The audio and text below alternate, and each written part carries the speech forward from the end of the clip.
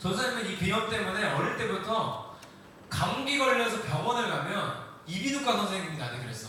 이 아이는 감기에 걸려도 내과 가면 안 되고 이비인후과에 오셔야 됩니다. 그래서 전사님 여기가 너무 약했거든. 이 숨쉬는 이 기관지가 너무 약했어. 약해가지고 이비인후과로 오셔야 됩니다. 그랬었어. 근데 전사님 결국 수술을 안 했는데 이게 비염이 지금은 없어. 1년에 진짜 몸 안 좋은 날 한 이틀 3일 제외하고는 거의 막히는 일이 없어. 비염 걸린 사람도 잘 들어요. 어떻게 했냐면 좀 쉽진 않은데 그 유금피라고 네이버에 치면 나오거든. 느릅나무 껍질이 있어. 느릅나무 껍질을 물에다가 맨날 끓여가지고 그거를 달여서 먹었어. 매일 한 1년 정도 했는데 1년 동안 달여 먹고, 그리고 프로폴리스를 2000mg씩 매일 섭취했어. 프로폴리스가 뭐냐면 벌꿀인데 좀 비싼 벌꿀이 하나 있는데 요즘에는 약국에서도 팔고 많이 팔아. 천연 소염제. 근데 그거를 하루 2000ml 그다음에 물 그렇게 바꿔 먹고 한 1년 반 만에 싹 없어졌어. 물론 그거 먹어서만은 아니고 1년 반 동안 운동도 열심히 했어.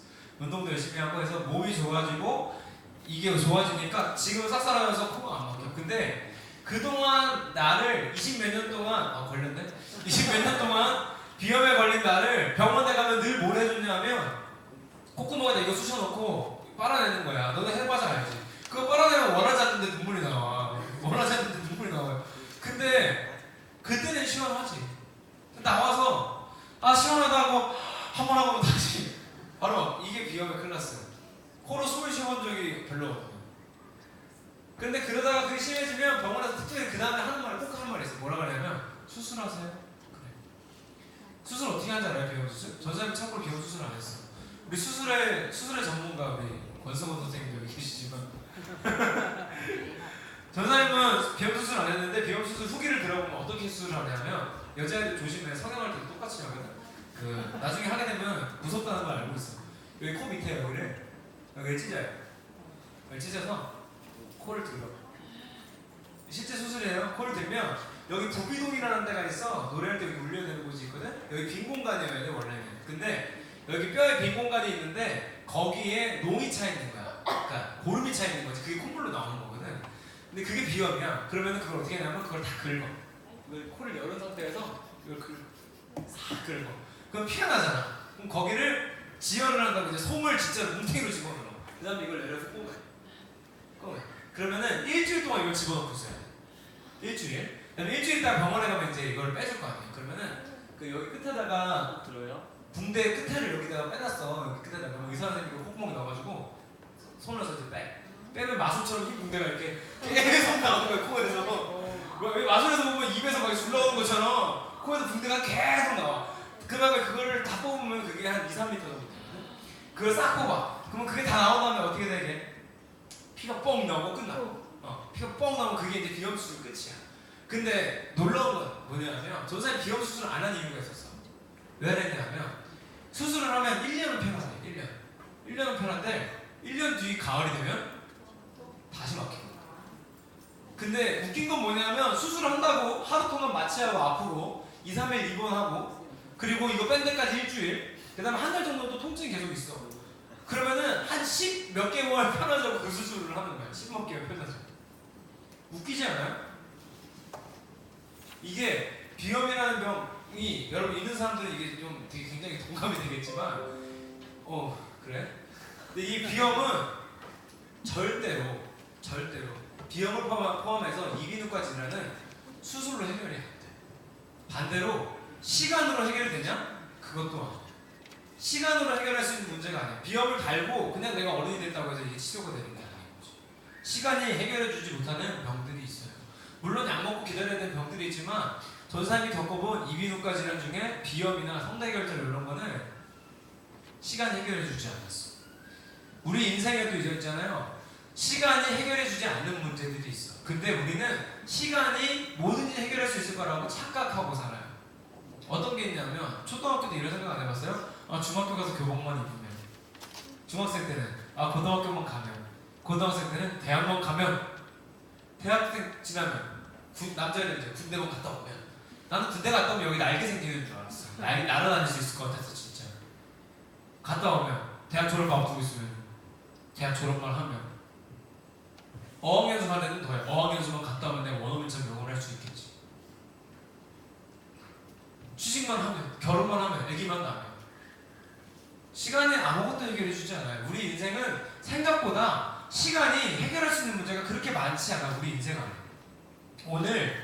오늘 우리가 들을 말씀의 내용도 비슷한데 무려 18년 동안 성경에 보니까 18년 동안 여기 아니에요. 여러분 딴 생각하지 말아요. 18년 동안 귀신이 들려가지고 허리를 못 펴고 있는 여자가 등장해요. 우리 수련회 갔다 온 사람들 기억나요? 그 하늘색 꽃무늬 아줌마? 자기가 도민준이라고 했던 거 기억나요? 모르는 친구들 위해서 얘기해주면 우리 수련회 가서 이번에 여름 캠프 갔을 때 광원기도원에 그 여러분 용어로 미친년, 전문 용어로 귀신 들린 사람이 왔어요. 귀신 들린 사람이 와가지고 그 우리 숙소에도 와가지고 다은이 안 왔네? 다은이한테 막 드라이기 들려고 그랬었어. 그랬는데 그분이 이제 전문 용어로 귀신 들린 사람인데 무슨 귀신이 들렸냐면 별에서 온 그런 귀신이 들렸어. 그래가지고 자기가 도민준이래. 사실 자기가 도민준이고 어째 맞다 드라이기 들려준 사람. 사실은 자기가 도민준인데 김수현이 자기 몰카를 찍었대. 이게 뭔 소리인지 모르겠어. 뭔 소리지? 그러더니 갑자기 그 광원기도원에 보면은 왜 오렌지색 벤치가 있어요. 우리 예배드리 나오는 길에 저기서 의자 색 보이네. 그래서 보인다 그랬더니 저 오렌지색이라고 하더니 오렌지 캐러멜을 아니에요. 그러더니 뭐라 그랬냐면 오렌지 캐러멜에 나나였나? 나나가 남자래. 아무튼 주로 이런 내용으로 거의 1시간 넘게 얘기하는 여자분이 있었어. 전문 용어로 귀신 들린 사람. 근데 성경에도 보면 귀신 들린 사람이 많이 나오는데 오늘 이 여자는 정말 특별한 케이스야. 18년 동안 귀신이 들려있는데 어떤 병이 걸렸냐면 도민준 귀신이 아니라 이제 허리 굽은 귀신이 들린 거예요. 그래서 허리를 못 피고 있는 거예요. 이렇게. 여러분 한번 생각해봐요. 18년 동안 여기 지금 18년 이상 산 사람 몇 명 없어. 근데 18년 동안 여러분 지금 만약에 태어나서 지금까지 이러고 살았다 생각해봐요. 오늘 한국이 정말 맑다 이렇게 봐야 되는 거야. 상상이 됩니까? 얼마나 괴로울까? 여러분 서 있으면 앞이 보이죠? 허리가 굽은 사람은 서 있으면 밑에가 보인다. 근데 18년을 그렇게 살았는데 지나가는 길에 예수님이 저쪽에 설교를 하고 있었는데 자기가 예수님을 찾은 것도 아니야. 찾은 것도 아니고 예수님이 야 저 여자 와보라 그래. 그러더니 귀신 들려서 18년 동안 몸을 못 폈구나. 펴라. 그 몸이 펴졌어. 그래서 나가서 하나님께 영광을 돌렸다는 게 오늘 성경의 이야기예요.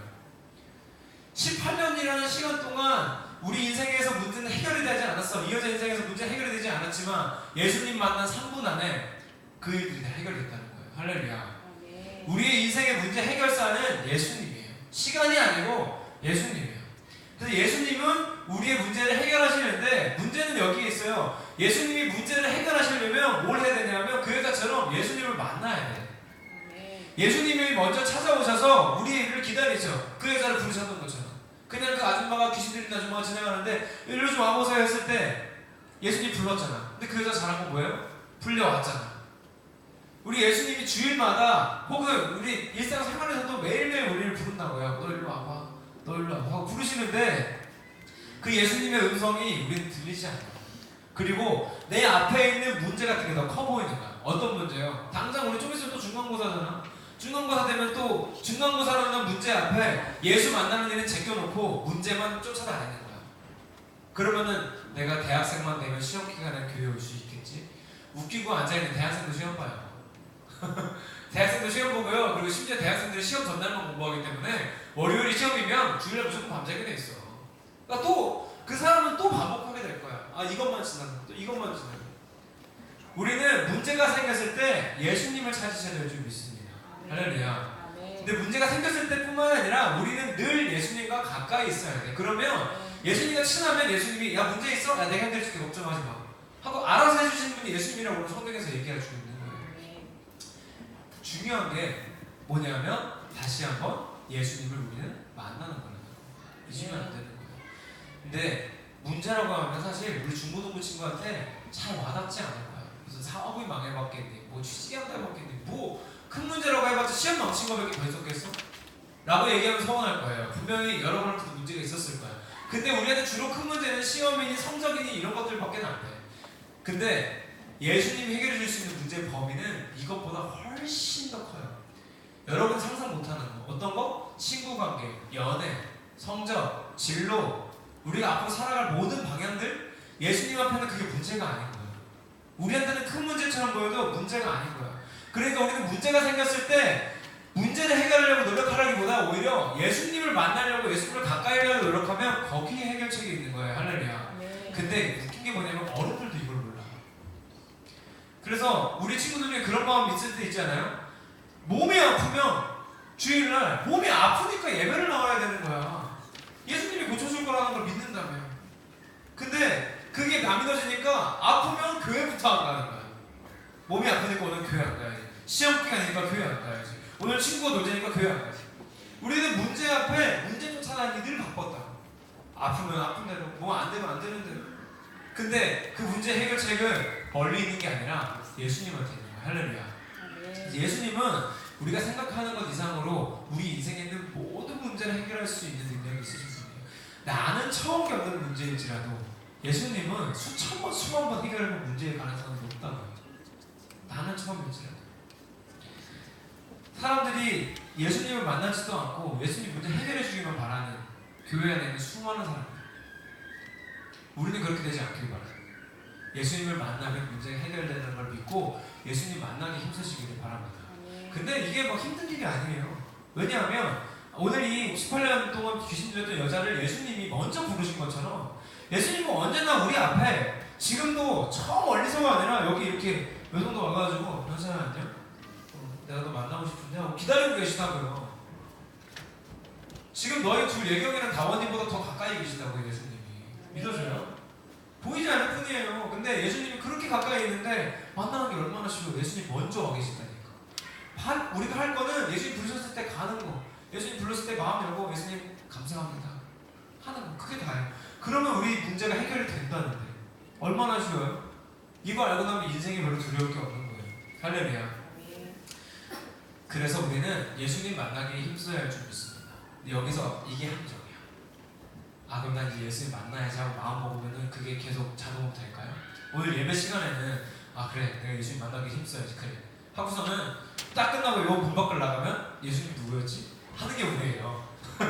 왜 그러냐면 아담과 하와가 선악과를 먹은 다음부터 우리는 이쪽에 하나님이 계시다고 해볼까요? 그러면 아담과 하와가 선악과를 먹은 건 이렇게 돌아선 거야. 돌아선 다음부터는 우리는 일로 가는 게 편해. 여러분 이렇게 서서 이렇게 가는 게 편해요? 이렇게 가는 게 편해요? 일로 가는 게 편하지. 선악과 먹은 순간부터 돌아서 버린 거야. 그래서 우리는 가만히 두면 일로 가요. 가만히 두면 일로 가요. 그래서 성경에 뭐라 그러냐면 내 몸을 쳐서 복종시킨다 그래 하나님 앞에. 무슨 얘기냐면 내 몸을 쳐서 하나님께서 돌이키는 건 우리의 의지적인 노력이 필요하다고요. 할렐루야. 물론 예수님이 먼저 와 계시지만 예수님을 만나려는 우리의 의지적인 노력도 분명히 예수님 필요하고 기다리고 계신다고요. 그래서 우리는 예수님 만나기 힘든다면 막 오늘부터 그래 난 예수님 만나야겠다. 나는 내일부터 큐티라는 걸 시작해서 내일부터 성경을 읽겠어 해가지고 함께 성경책을 딱 들고 와가지고 딱 읽으려고 피면은 잘 읽어질까요? 이게 무슨 얘기냐면 우리가 성경을 읽는다는 건 일로 가는 게 아니라 일로 가는 거기 때문에 되게 어려운 일이라고요. 우리는 인간은 원래 일로 가게 돼 있다고. 근데 이를 반대로 가려니까 이게 쉽냐고요. 어렵다고요. 그런데 그래서 우리는 어려운 일을 어렵게 할 게 아니라 쉽게 하자는 거예요. 어떻게? 만약에 지금까지는 여러분 잠자기 전에 기도를 안 했던 사람이 있다면 잠자기 전에 기도하세요. 기도하는 게 어려우면 오늘은 1초 기도하고 내일은 2초 기도하고 내일 모레 3초 기도하고 하루에 1초라도 기도하는 시간 늘려보는 거예요. 1초 1초라도 1초. 그럼 1초 기도하면 이렇게 돼요. 잠자기 전에 누우면 1초 하나님 끝. 끝났어. 하나님 불러 끝났어. 그럼 하나님 어떻게 할까? 왜 부르냐 하고 왔는데 얘가 자. 하나님 부르고 잔다고 기방명이 되니까? 그런 분이 아니야. 하나님 와서 기다릴 거야. 그리고 아침에 일어나면 내가 어제 왜 불렀는지 감사합니다. 그리고 아침에 일어나면 아침에 1초 기도한 거야. 이제 도합 2초를 기도했어. 점심 먹기 전에는 빵초 기도하는 사람이 1초 기도하는 거야. 하나님 감사합니다. 1초 2초 3초 이거를 하루에 1초든 2초든 늘려가는 거야. 내가 태어나서 성경책이라는 걸 펴본 적도 없는 사람이 오늘 못해도 괜찮아. 내일 가서 성경을 1초라도 쳐다봐도 봐봐. 1초 쳐다보면 1초. 자 다음날은 2초 펴보는 거야. 다음날 3초. 우리는 날마다 조금씩이라도 하나님과 가까워지기 위한 노력을 하지 않으면 예수님 만나기가 어려운 사람들이에요. 그래서 우리는 그런 노력은 필요해. 예수님 물론 우리 앞에 와 계시기 때문에 가능한 거죠. 그래서 여러분 우리의 인생의 모든 문제를 해결하시는 예수님이 우리 곁에 계신다는 걸 믿는다면 우리는 예수님 만나기 힘써야 될 줄 믿습니다. 그 사람들은 주일날 예배 나오겠죠. 주일날 예배 앉아있겠죠. 전에는 주일날 예배 와서 가만히 앉아있던 사람이 내가 방송신이 뭐니 중계도 해보고 찬양팀도 해보고 막 교회에서 뭐 예배 세팅한다고 같이도 해보고 하게 되는 이런 조금씩의 변화가 우리가 예수님과 가까워지고 있다는 증거예요. 그래서 예수님과 거리가 점점 가까워져서 나중에는 내 문제가 아니라 예수님이 해결하실 것들밖에 안 남는 사람들이 되길 바랍니다. 마지막으로 이 말만 따라하고 마무리하겠습니다. 문제 앞에 다시 한번 크게 문제 앞에 무너지지 말고 예수 앞에 무릎 꿇자. 다시 한번 문제 앞에 무너지지 말고 예수 앞에 무릎 꿇자. 기도합시다. 눈 감고 기도할 때